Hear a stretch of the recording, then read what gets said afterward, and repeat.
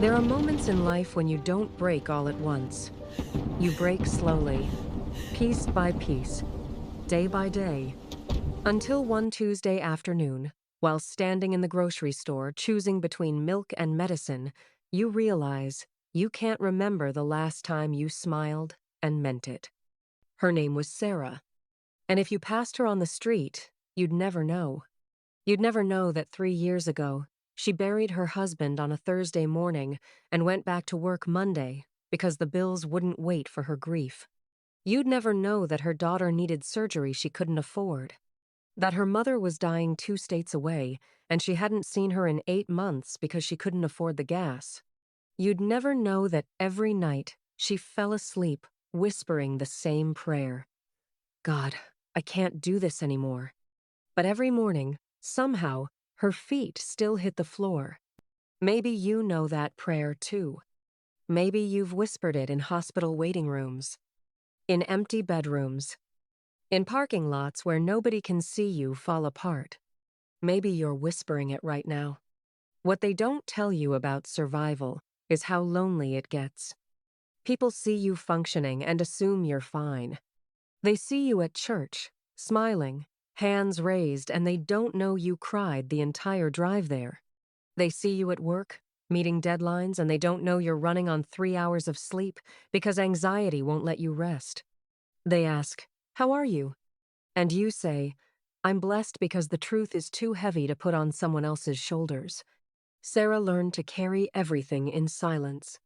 The rejection letters, the empty refrigerator, the shame of choosing which bill to ignore this month, the weight of being strong for everyone when you're crumbling inside. One night, after her daughter asked, "Mama, why don't we have food like other kids?" she locked herself in the bathroom and slid down the wall. And she asked God the question that was eating her alive. Why does everyone else's prayer get answered but mine?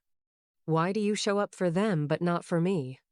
Am I not faithful enough? Not good enough? What am I doing wrong? If you've ever asked those questions, if you've ever felt invisible to the very God you're crying out to, you need to hear what happened next. That night became Sarah's breaking point. She had $4.73 in her bank account. Her car was running on fumes. Her phone was disconnected. And she sat in that bathroom, staring at the bottle of pills in her medicine cabinet, thinking thoughts she never thought she'd think. She was so tired. Tired of fighting. Tired of praying prayers that seemed to bounce off the ceiling. Tired of being the strong one. The faithful one. The one who keeps going when everything says quit. And in that moment, that dark, desperate moment, she heard no angels. No audible voice. No sudden miracle. Just silence. The kind of silence that makes you wonder if anyone's really listening. But here's what Sarah didn't know. Here's what you need to know if you're in that place right now. Silence doesn't mean absence. God wasn't late. He wasn't ignoring her. He was already in motion. 3 days later, Sarah's daughter came home from school with an envelope. Inside was a check, an anonymous donation covering the entire cost of her surgery. No name. No explanation. Just, from someone who sees you. Sarah fell to her knees. The next week, her mother's hospital called. A stranger had paid off $47,000 of her medical bills. Again, anonymous. Someone who sees you. Her landlord knocked on her door with a letter. Someone had paid her rent for the next 6 months. Someone who sees you. Sarah sobbed so hard she couldn't breathe. Because she realized something that changed everything. The whole time she thought God wasn't listening. He was orchestrating. The whole time she thought she was invisible. He was moving people, resources, and hearts on her behalf. The whole time she felt abandoned. He was carrying her and her burdens. See, what Sarah couldn't see from her place of pain was the spiritual battle happening over her life. The enemy wanted her to believe God had forgotten her.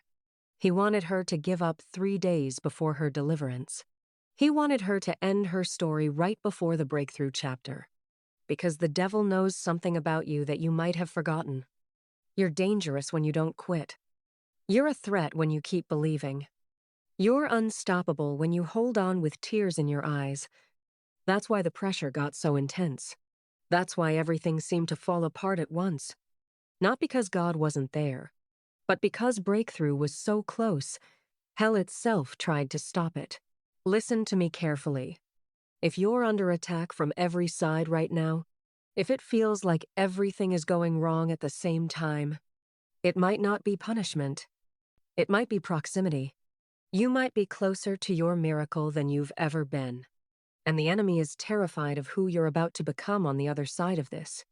The Bible is full of people who thought God forgot them. Joseph thrown in a pit, sold into slavery, falsely accused, imprisoned for years. 13 years of waiting. 13 years of, God, where are you? Then, one morning, overnight, he went from prisoner to prime minister. Hannah barren, mocked, broken. Year after year, crying out to God. Year after year, empty arms. Then God remembered Hannah. And she birthed the prophet who would change a nation. The woman with the issue of blood, 12 years of suffering. 12 years of spending everything.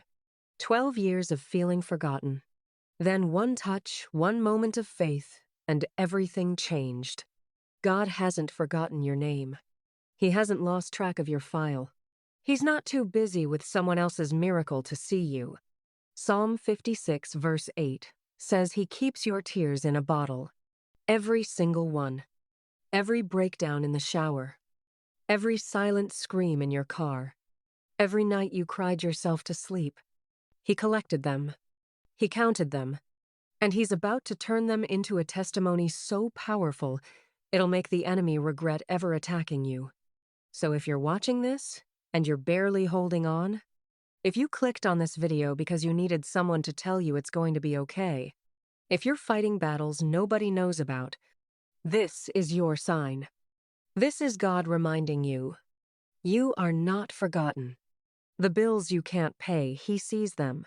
The diagnosis that terrifies you, He sees it. The relationship that broke you, He sees you. The dreams that died, He's resurrecting them. The prayers you've prayed 1,000 times, He's heard every single one. And just like He did for Sarah, just like He did for Joseph, Hannah, and that desperate woman in the crowd, He's about to do something in your life that makes everyone who witnessed your pain witness your restoration. Your children will tell stories about how God showed up. Your breakthrough will become someone else's hope. Your testimony will be the evidence that God is still in the business of miracles. But you have to hold on. You have to keep going. You have to take one more step, pray one more prayer, survive one more day. Because your story isn't over. This chapter is hard, but it's not the end. If you are carrying more than you think you can bear, if you're watching this with tears in your eyes, this message is for you. God does not abandon the broken. He draws close to the brokenhearted. He saves those who are crushed in spirit. And He's about to show you that every tear you cried was watering the ground for a harvest you couldn't see. Hold on. Your suddenly is coming.